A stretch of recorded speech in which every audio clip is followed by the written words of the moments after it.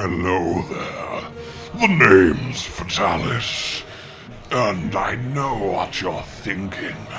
Oh, he's going to destroy us all, and yes, I am, but more than that, I'm going to lick you. Lovely. Hello, my fellow hunters, with Fatalis on the way. I think there's one very important question that needs answering. One question that defines Monster Hunter. One question that we cannot sleep at night until the truth of it is revealed. And that question, of course, in today's totally pointless yet kind of interesting Monster Hunter list is the following. What are the top 5 best monster tongues? Because Fatalis might burn the earth, he might melt hunters, he might grow from a scale, have crystal eyes, destroy armies, be the god of all monsters, but what he has is some expert tongue control. But is it the best? Is it the best? Yeah, I'm making this this video. That's what's happening. I'm doing this with my life. Alright, let's get this tongue show on the road. That's not a sentence I want to be saying in a public manner. Number 5, we are going to go for Gengaroo. Now you might be thinking, what? Squawk? Because he's a bird. I guess you're not, so maybe you're not thinking squawk. Why him? He's, beak, little tongue inside, right? Just a normal tongue.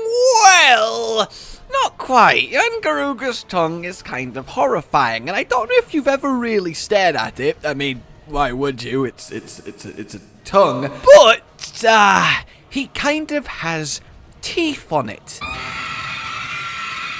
He has teeth lining his tongue.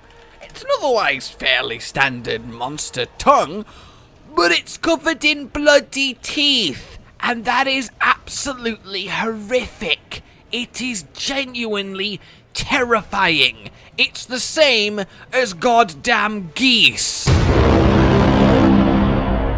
sorry to spring that on you, but it really deeply disturbs me. But I can't deny that it is an impactful tongue, alright? I cannot deny that. There is teeth on his tongue. Now, in the case of a goose, they help strip away the plant life that they eat. In terms of Gengaroo, it's probably to assist the stripping of flesh from his victims, but either way, Gengaroo tongue, there you go. Coming in at number 4, however, is something much more, let's say, traditional. We have Volvadon, and his tongue is a lovely tongue. It's whippy, it's sticky, it darts out, and it snaps up insects in a moment's notice.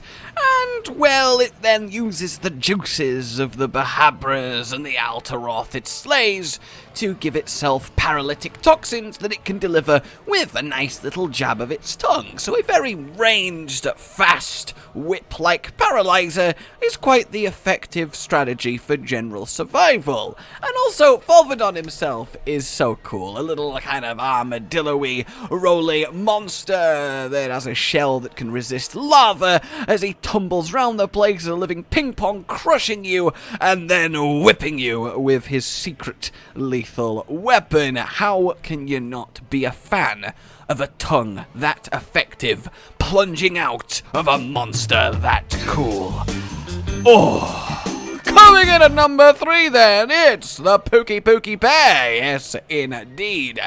But should it be normal Pukei Pukei or should it be coral Pukei Pukei? Both their tongues are, well, of a muchness. They're the same shape and size, and oh, that shape and size. It's a long tongue, of course, chameleon-y based, but it is a thick tongue. It has got some girth to that tongue. I still can't believe I'm making this video. And he, gets some good use out of it, charging whippy backwards and forwards as its nearly 4 meter length clubs you about the place. He has rubbery muscles, and he uses a special bone in his throat to elongate and really propel this thing the distance. And while it doesn't contain any special secret like Volvadon's paralysis, the sheer size of this thing has to give it the edge, using it to lap up the various plant life and vegetation that it eats and then takes on their traits like the smoke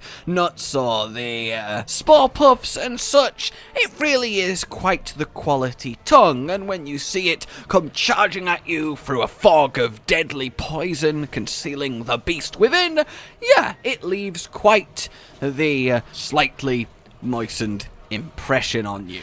Alright, over then to number 2, our runner-up of champion tongues. It is, well, Fatalis. Wait a minute.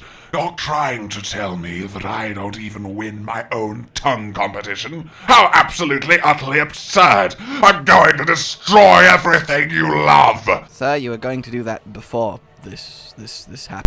Oh, I do listen here, you little shit! Yes, well, Fatalis was the inspiration for this tongue off. There's really no way of describing this endeavor that isn't really a bit weird. His tongue is, of course, it's great. It is quite the lengthy tongue. He gives it quite the slow up his mighty maw. He really makes it work, He can do this. And there are lots to be said about the fact that the most powerful monster in existence, again, can do this.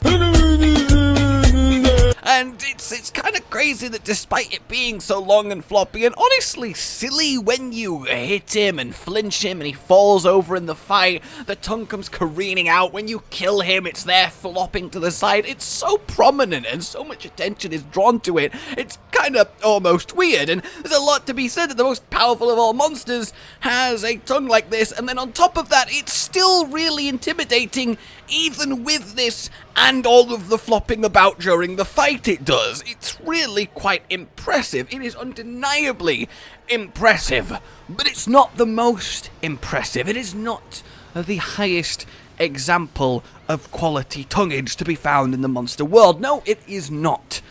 Because, sorry, Mr. Black Dragon, Lord above, please save our souls. That honor has to go to another one of my favorite monsters. But undeniably, bias is not the reason he's here. It is Chameleos! How could the monster, based on, a chameleon, who have, of course, the most famous tongues, or at least arguably the most famous tongues in the animal kingdom, the classic whip out, grab the bug, pull it back in, it has to suck to get chameleoned. It really does. You're just minding your own business, and then you're being pulled in a split second, attached adhesively to this huge pink mass that's shot out of nowhere as you find yourself descending into this dark maw of this strange alien-eyed creatures that can look in two directions at the same time. Like, it really has to ruin your day. But then when that creature is blown up and made into a monster that can go literally invisible, fire clouds of deadly poison everywhere, and then use the tongue to whip at you, not only doing damage and slapping you and all of that good stuff. Yeah, sure, Volvadon can do that, Pukei can do that, but this bloody thing can reach into your backpack and take back a potion with it, and at that point, it's just rude. It combines the whippy kind of impact of Volvadon. It has the more, width to it, like Pukei Pukei. It's the central part of the fight. It's what he is all about. Poison and tongue, alright? Tongue and poison. The Chameleos special, the Sunday afternoon we all want. He has to take the prize for being the best tongue in all of Monster Hunter. A prize that I bet you didn't know needed awarding, but a prize that we can all have a happier life knowing that has. So here's to you, Chameleos, for having the best goddamn tongue there ever was in Monster Hunter. Alright guys, let me know if you like this, let me know what the next completely pointless list should be, and I'll see you soon. Subscribe for more. Goodbye. Rage Gaming with the video float. But that's all that's really relevant at the mo, but I'm still gonna leave this up so you patrons know that I love you even though the outro's no longer that kind of relevant. But the new one's being worked on and it's gonna be a truly badass song, and don't worry, I won't be doing any rapping on it. I'm gonna go now. This was shit.